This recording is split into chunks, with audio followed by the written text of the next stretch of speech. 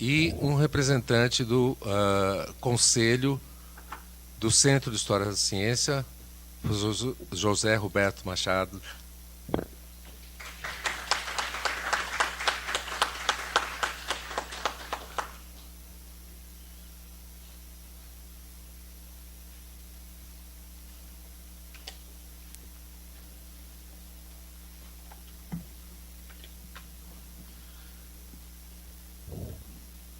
Bem, eu vou imediatamente passar a palavra ao professor Rui.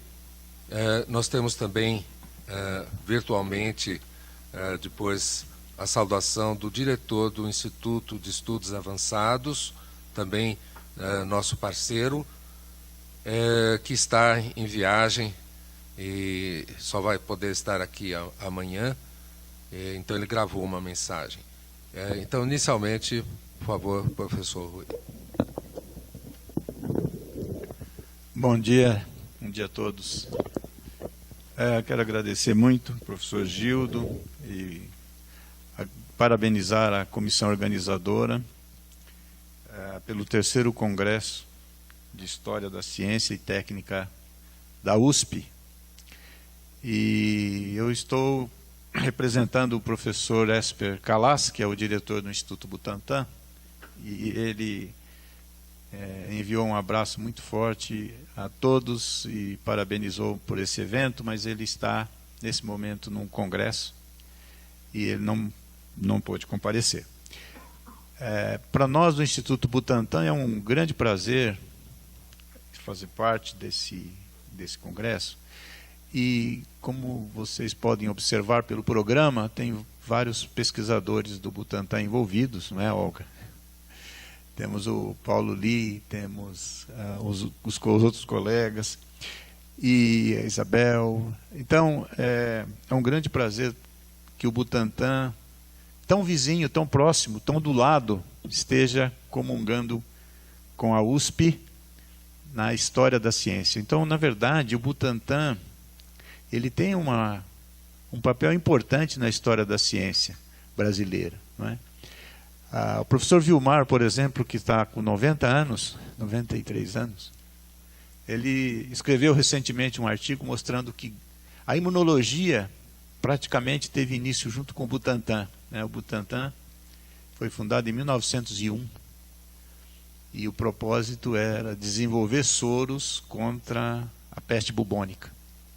E o primeiro soro foi desenvolvido no Butantan em agosto de 1901. Então, são 123 anos, né, produzindo soro contra animais peçonhentos. Hoje o Butantan produz 13 tipos de soros diferentes. Tem, inclusive, um professor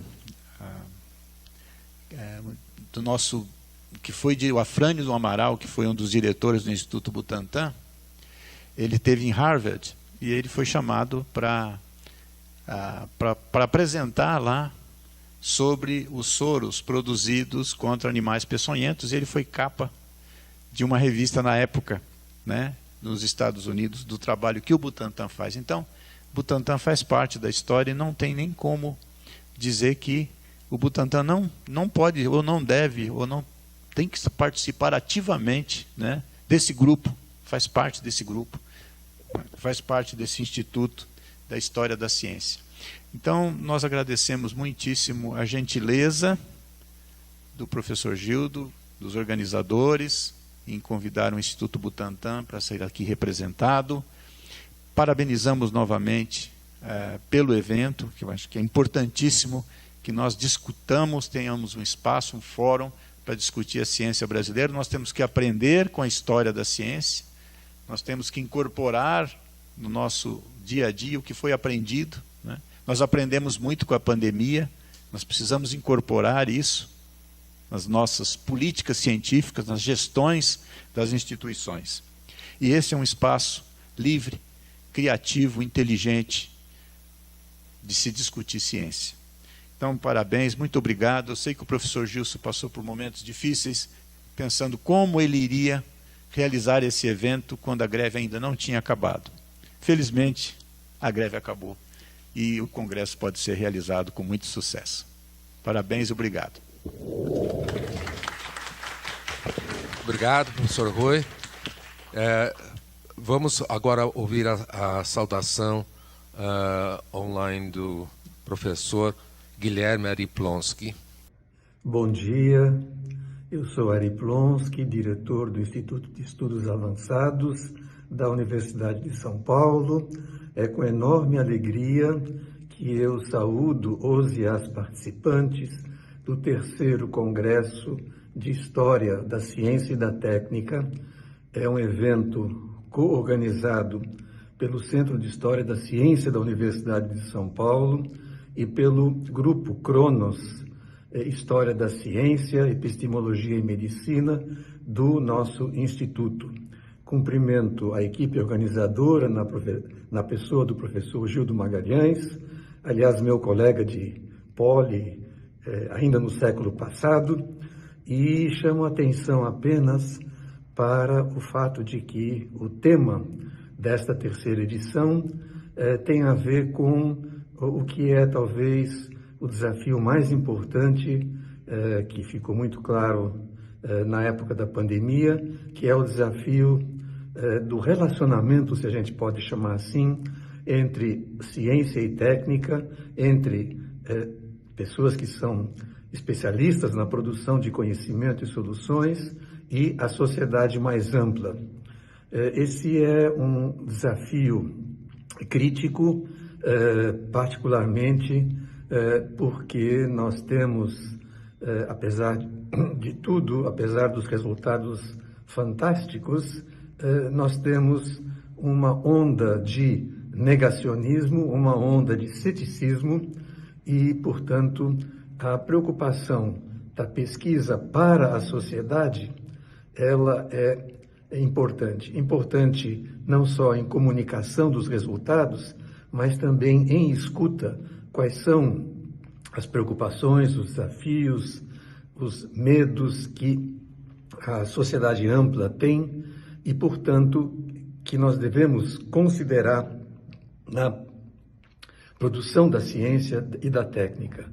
E ainda, e finalmente, devemos considerar que as pessoas, vamos chamá-las assim de ímpares, né, que não são os nossos pares, podem e devem ser atores presentes e ativos na própria produção do conhecimento. Uma expressão que reflete isso é a ideia de ciência cidadã, e o próprio Instituto foi precursor, junto com outras entidades no Brasil, na realização do primeiro workshop sobre esse tema em nosso meio. Enfim, eu cumprimento mais uma vez a equipe organizadora e desejo que esse terceiro congresso de História da Ciência e da Técnica seja tão bem sucedido quanto os anteriores e espero pessoalmente encontrá-los numa das sessões. Um abraço.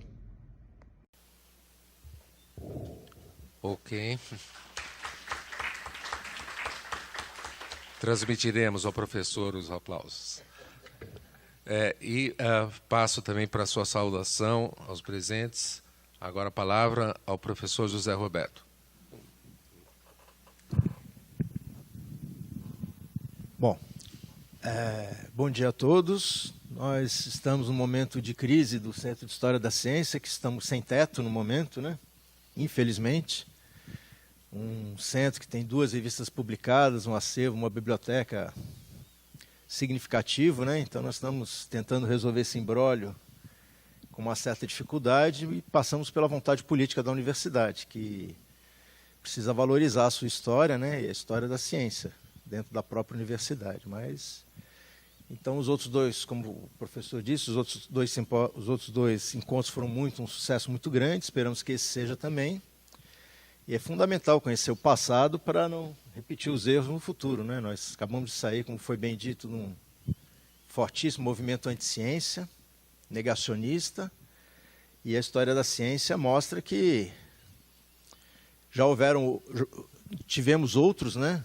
Tem aquela história da vacina lá, da época do Oswaldo Cruz, e a gente tem que aprender com o passado, né, para poder não cometer os mesmos erros. Então, espero que esse encontro agora seja um sucesso e que o nosso futuro continue brilhante. Muito obrigado. Ok.